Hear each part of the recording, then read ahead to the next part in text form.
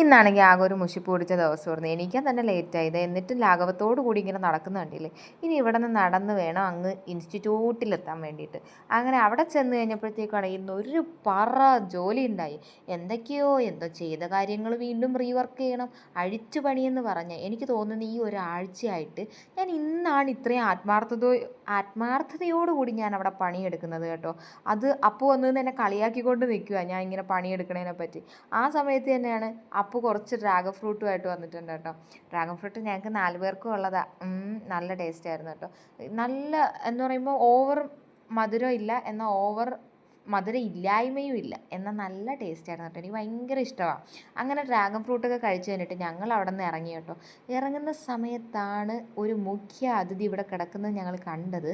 Actually എനിക്ക് നല്ല പേടിയാണ്. അപ്പൂനെ ഒരു വട്ടം പട്ടി കടിച്ചിട്ടുള്ളതുകൊണ്ട് അപ്പൂനും പേടിയാണ്. പിന്നെ ഒരു മയത്തിൽ ഞങ്ങൾ ആ സൈഡിൽ കൂടെ ഇറങ്ങാമെന്നും പറഞ്ഞ് നിൽക്കുക. പേടിച്ചാണെങ്കിലും ഞങ്ങൾ ഇറങ്ങി കേട്ടോ. ഇറങ്ങിയ സമയത്താണ് അവിടെ അടുത്ത ആൾ നിൽക്കുന്നുണ്ട്. അതുകൂടെ കണ്ടപ്പോൾ കിളി പാറി. പിന്നെ ഞങ്ങൾ അവിടെ നിന്ന് നടന്നു കേട്ടോ. നടക്കുന്ന സമയത്ത് ഞാൻ കണ്ട കാഴ്ച കേട്ടോ, എന്തിനാ ഈ മരങ്ങളൊക്കെ ഇങ്ങനെ മുറിച്ച് കളയുന്നേ? അത്യാവശ്യം എത്തിപ്പോലെ തണുപ്പും വെയിലൊക്കെ ഒന്ന് ഇതാക്കാൻ വേണ്ടി കിട്ടുന്ന ആകെ ഉള്ള സമാധാനം എന്ന് പറഞ്ഞാൽ ഈ മരങ്ങളാണ്.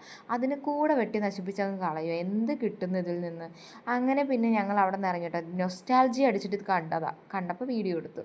ഓക്കെ, അത് കഴിഞ്ഞ് ഞങ്ങൾ റൂമിൽ വന്ന് ഫ്രഷ് ആയത് ബാഗും എടുത്ത് സൂപ്പർ മാർക്കറ്റിൽ പോയി കുറച്ച് അല്ലറ ചില്ലറ സാധനങ്ങൾ മേടിക്കാനുണ്ടായി. അങ്ങനെ അതൊക്കെ മേടിച്ചിട്ട് ഞങ്ങളിതേ അവിടെ നിന്ന് ഇറങ്ങിയായിരുന്നു കേട്ടോ. അപ്പോൾ ഞങ്ങൾ റൂമിൽ വന്നിട്ട് ഫുഡൊക്കെ കഴിച്ചു. ഞാനിപ്പോൾ ഫുഡ് കഴിച്ചു കഴിഞ്ഞാൽ ഈ ഒരു ലേഹ്യം കഴിക്കാറുണ്ട് കേട്ടോ. ഡെയിലി 3 തവണ വെച്ച് ഞാൻ ഫുഡ് കഴിച്ചതിന് ശേഷമാണ് ഇത് ഒരു സ്പൂൺ വെച്ച് ഞാൻ കഴിക്കാറ്.